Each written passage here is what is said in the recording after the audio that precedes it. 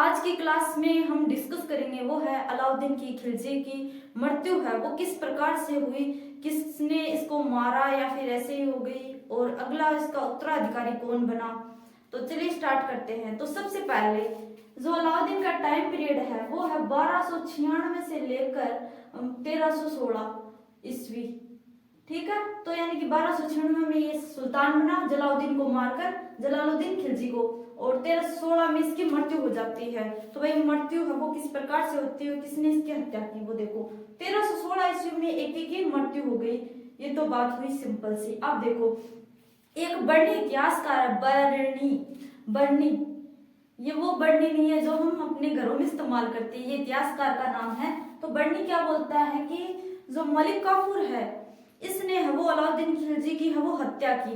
तो भाई बर्नी इतिहासकार है वो ये बोल रहा है कि मलिक काफूर जो कि इसका गुलाम था और जो कि दक्षिण भारत के जितने भी अभियान थे उनमें उसने सहयोग किया, नेतृत्व किया, वही है वो इसका हत्यारा है। तो ये तो हो गया बर्नी। अब भाई एक व्यक्ति की बात थोड़ी ना मानेंगे, और अन्य इतिहासकार क्या बोलते हैं वो भी जान लेते हैं। तो अन्य इतिहासकारों के अनुसार देखो भाई, अन्य इतिहासकार क्या बोलते हैं कि जो अलाउद्दीन खिलजी है इसकी मृत्यु है वो दीर्घकालीन बीमारी के कारण हो गई, कि ये है वो बहुत समय से है वो बीमार था, लंबे समय से बीमारी थी जिसके कारण इसकी मृत्यु हो गई। तो भाई इन दोनों में है वो प्रमाणित मत कौन सा है। बर्नी ये बोल रहा है कि मलिक काफूर ने इसकी हत्या की, और अन्य इतिहासकार बोल रहे हैं कि इसकी जो अलाउद्दीन खिलजी है इसकी बीमारी के कारण मृत्यु हुई। तो प्रमाणित कौन सा मत ज्यादा प्रमाणित है, तो जो अन्य इतिहासकार बीमारी वाला बोलते हैं इसको प्रमाणित माना जाता है कि जो अलाउद्दीन खिलजी है इसकी मृत्यु है वो बीमारी के कारण हुई। तो ये बात तो हुई मृत्यु तक, ठीक है। अब इसकी मृत्यु के बाद है वो शासक उत्तराधिकारी अगला जो दिल्ली का सुल्तान बनता है वो कौन बनेगा, फिर यहाँ पर ये प्रश्न उठता है। तो चलिए अब देखो एक की मृत्यु के बाद उसके सबसे बड़ा पुत्र था जिसका नाम था खिज्र खां की बजाय सबसे छोटा जो पुत्र है 6 वर्ष का है ये बच्चा सियाबुद्दीन को सुल्तान घोषित करवाया। तो भाई ये सुल्तान घोषित किसने करवाया, बड़े बच्चे की बजाय छोटे बच्चे को किसने सुल्तान घोषित करवाया। तो कहा जाता है, माना जाता है कि जो मलिक काफूर है इसके कहने पर है वो अलाउद्दीन ने अपने बड़े पुत्र की बजाय, बड़े पुत्र कौन, खिज्र खां की बजाय सबसे छोटा जो पुत्र था सियाबुद्दीन जो कि केवल था 6 वर्ष का नन्हा मुन्ना बालक, उसको है वो सुल्तान घोषित करवाया कि जो बड़ा पुत्र है वो योग्य नहीं है, वो भोगविलासी है।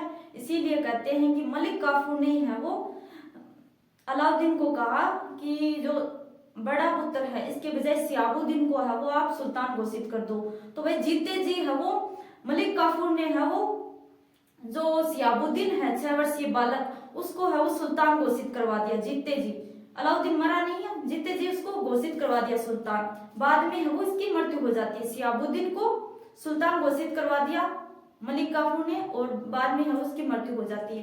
तो इतिहासकार ये कहते हैं कि जो मलिक काफूर है इसकी सुल्तान बनने की लालसा जागृत हो जाती है, इसीलिए उसने है वो जो 6 वर्षीय सियाबुद्दीन है उसको सुल्तान घोषित करवाया, और देन उसके बाद में है वो अलाउद्दीन की मृत्यु हो जाती है। तो भाई 6 वर्ष का बालक है ये क्या संभालेगा, तो जो संरक्षक है वो मलिक काफूर को बनाया गया, क्योंकि सुल्तान है वो घोषित सियाबुद्दीन ने करवाया है, सियाबुद्दीन को करवाया है, सॉरी, तो सुल्तान घोषित है वो सियाबुद्दीन को करवाया मलिक काफूर ने। तो भाई अब सियाबुद्दीन है वो किस प्रकार से शासन का संचालन करेगा, तो सियाबुद्दीन ने केवल 1 महीने तक ही जो शासन है वो संभाला था जो मलिक काफूर है उसके देख रेख में, ठीक है। तो भाई मलिक काफूर के संरक्षण में 6 वर्षीय सियाबुद्दीन ने लगभग 1 महीने तक ही शासन संचालित किया, ठीक है। तो संरक्षक कौन है यहाँ पर, मलिक काफूर। इसके संरक्षण में वो केवल 1 महीने तक ही सियाबुद्दीन ने संरक्षण किया। उसके बाद में जो अलाउद्दीन खिलजी है इसका एक और बेटा होता है जिसका नाम है कुतुबुद्दीन मुबारक खिलजी। ये कुतुबुद्दीन मुबारक खिलजी का नाम ध्यान में रखना। तो ये बड़ा पुत्र है वो मलिक काफूर की हत्या कर देता है। तो जो अलाउद्दीन खिलजी का एक अन्य और पुत्र है मुबारक खिलजी, ये है वो मलिक काफूर की हत्या करके फिर है वो खुद है वो सियाबुद्दीन का संरक्षक बन जाता है और देन उसके बाद है वो शासन की जितनी भी शक्तियां थी उसको अपने हाथों में ले लेता है, क्योंकि ये है वो इसका भाई है और संरक्षक है, इसीलिए जो शासन की सारी सत्ता थी, जो सारी शक्तियां थी, उसको अपने हाथों में ले लिया।